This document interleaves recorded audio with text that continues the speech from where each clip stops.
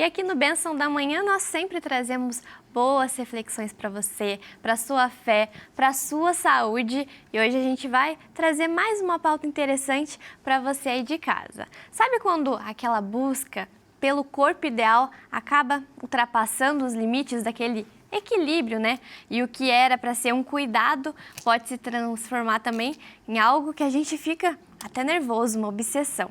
Aquela magreza extrema, uma culpa por a gente acabar comendo demais e até mesmo uma comparação que é causada pelas redes sociais.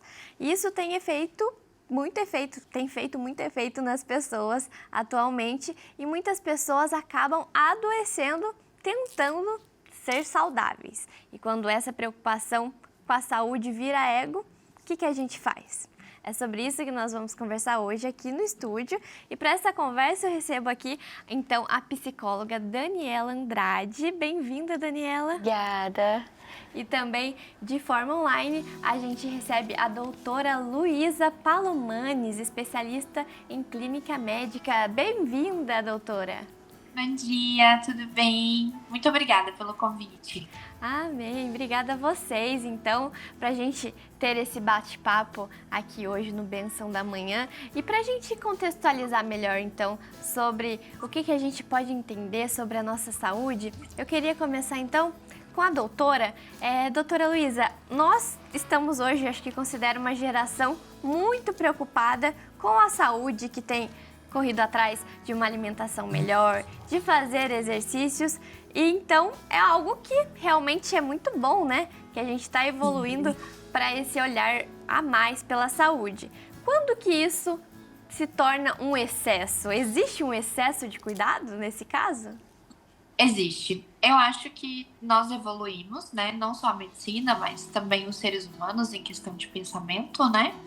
E eu vejo assim, se fizermos uma comparação aos meus avós, aos meus pais, eles tinham esse hábito de procurar ajuda, auxílio, geralmente só quando tinha um diagnóstico ou uma doença correlacionada, né? Hoje nós estamos tendo uma mentalidade, graças a Deus, né, de buscar a prevenção, né? Hoje a medicina, basicamente, ela está sendo toda desenvolvida em cuidados preventivos para no futuro colhermos bons frutos, né? Que é a nossa longevidade saudável. Mas fica um excesso, por exemplo, hoje nós temos o âmbito da comparação, né? Você trouxe algo que é muito importante em questão das redes sociais, então temos a expectativa e a realidade do que realmente podemos fazer e ser. E você sempre está buscando se comparar e aumentar os seus parâmetros, mesmo que aquilo não seja adequado para você. Então, é muito difícil de tentarmos um filtro, um senso a respeito do que precisa ser feito, mas a gente está buscando incansavelmente essa imagem de que envelhecer é ruim, envelhecer é feio, e pelo contrário, né? Faz parte natural, acho que dá pra gente escolher a maneira que a gente vai querer envelhecer, mas não com tanto excesso, né? Esse excesso tá sendo muito porque temos uma valorização excessiva da imagem, uma valorização excessiva do corpo, uma valorização excessiva de procedimentos estéticos. Então, você conseguir balancear de maneira que isso seja preventivo e não venha nesse excesso, tá sendo o nosso grande segredo, né? Porque acaba que vira um vício, né? A pessoa querer sempre buscar esses procedimentos ou até mesmo se comparar, ou recursos alternativos. Eu falo que a gente cresce muito na indústria farmacêutica e na estética por conta disso, né, da nossa procura. Mas eu acho que também precisamos buscar um equilíbrio entre nós mesmos, né? A comparação tem que ser: estou melhor agora, melhorei o meu aporte físico, melhorei os meus parâmetros para um envelhecimento saudável. E doutora, a gente também caminhando, né, nessa questão de autoestima, a gente puxa também para a Daniela explicar um pouco pra gente. É super importante ter autoestima, buscar autoestima, mas neste caso é preciso olhar para ter um equilíbrio também, para a gente não acabar confundindo as coisas, né, Daniela? Sim, E é importante a gente entender que a autoestima ela não é apenas a imagem externa, né? Ela tem vários outros pilares e isso acaba virando uma doença, uma obsessão quando a pessoa ela se valida apenas pela imagem externa.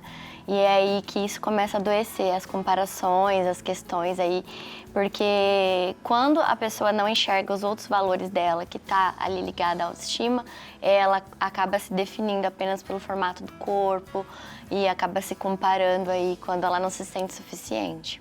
Isso mesmo, então a gente sempre tem que ter esses cuidados, essa atenção de fato com nós mesmos. E agora eu convido você que está em casa também para acompanhar um testemunho de uma influenciadora chamada Nicole Freire. Ela lutou para emagrecer, mas acabou passando por alguns problemas de saúde. Então, acompanhe com a gente. Meu nome é Nicole Freire, eu sofri um AVC aos 20 anos, tentando emagrecer de forma completamente irresponsável. O acidente aconteceu correndo na esteira, excedendo todos os limites do meu corpo. A gente sabe que existe esse padrão de corpo perfeito, de extrema magreza, cada vez mais. Hoje é muito mais importante a gente falar desse assunto. Eu sentia já há 10 anos uma pressão para estar magra, para estar bonita. Hoje tendo uma vida completamente saudável, agora de verdade, responsável, praticando exercício todos os dias, muito mais magra do que eu era, porque emagreci como consequência. Eu vejo de fato a importância da gente buscar saúde, porque todo o que vem como consequência disso, inclusive o emagrecimento, é o que vale a pena. A busca pelo corpo perfeito, ela é inalcançável, é incessante, porque nunca vai estar bom, você nunca vai estar satisfeita, porque isso é a fonte errada para buscar felicidade. Não é isso que vai nos deixar, de fato, preenchidas. E poder enxergar a diferença entre você, de fato, buscar a saúde, mesmo querendo ser magra, mesmo querendo emagrecer, fazendo isso de forma consciente, de forma responsável, é completamente diferente do que querer emagrecer a qualquer custo. Porque isso pode dar errado, isso pode acarretar muitas consequências ruins pro futuro, principalmente as meninas novas que fazem loucuras. Eu já fiz muita loucura para emagrecer, eu não faço mais. Muito mais do que simplesmente passar mal, desmaiar, correr muito, tomar medicação de forma irresponsável. Nenhuma autoestima, nenhuma vaidade vale o preço de não ter saúde, de estar na cama de um hospital. A gente precisa emagrecer de forma responsável, cuidar da nossa saúde de forma responsável, porque é tudo que a gente tem. Nicole, obrigada, viu, por enviar seu depoimento aqui pra gente. É um exemplo claro, né? E é importante também ter essas referências através das redes sociais, uma influenciadora que fala desse processo, de como muitas vezes essa obsessão pelo corpo perfeito, pelo que a gente vê na internet, nas redes sociais, acaba não sendo alcançável. E Daniela, acho que esse é um ponto importante, né? Hoje em dia a gente fica tão conectado que a gente acaba vendo algo como se é o certo, é o único, exclusivo, e a gente segue nesse caminho, o que traz muitos problemas para a nossa autoestima, para o nosso cuidado e para a saúde também.